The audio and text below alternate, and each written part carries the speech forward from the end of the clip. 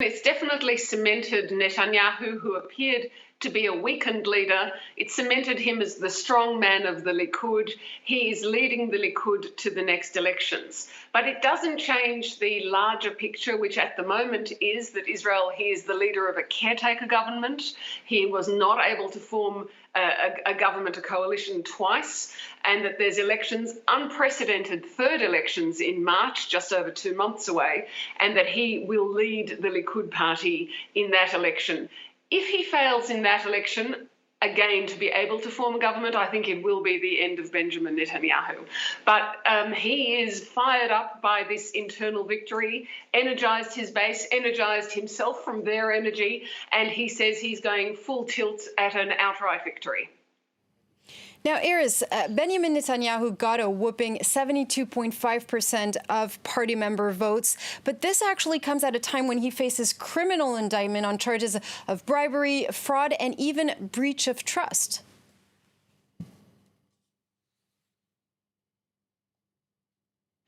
Yes, that's right. That's why it's so extraordinary that the pollsters were right and that the decision was so decisive. You'd have to say 72.5% is a decisive vote in his favour, even though he's a weakened leader.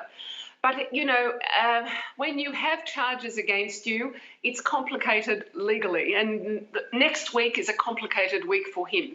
There's a deadline in which he has to decide or declare whether he's going to apply for immunity from prosecution. That is, ask the parliament to give him immunity from these charges. He's denied that he was going to do it all along, but we heard from an official who was close to him that this victory in the Likud party overnight means that, yes, the party wants him to ask for immunity. So that's an indication, I think, that he perhaps will ask for immunity from prosecution from the parliament. The other problem that he has is a separate legal challenge to whether he can stand at the head of a party and even try to form government. And that's being brought by a third party, a group that wants better government inside Israel. So that's nothing to do with either political party, but that's going ahead too. So it's a fraught week for him, even though he has won this victory, this resounding victory today.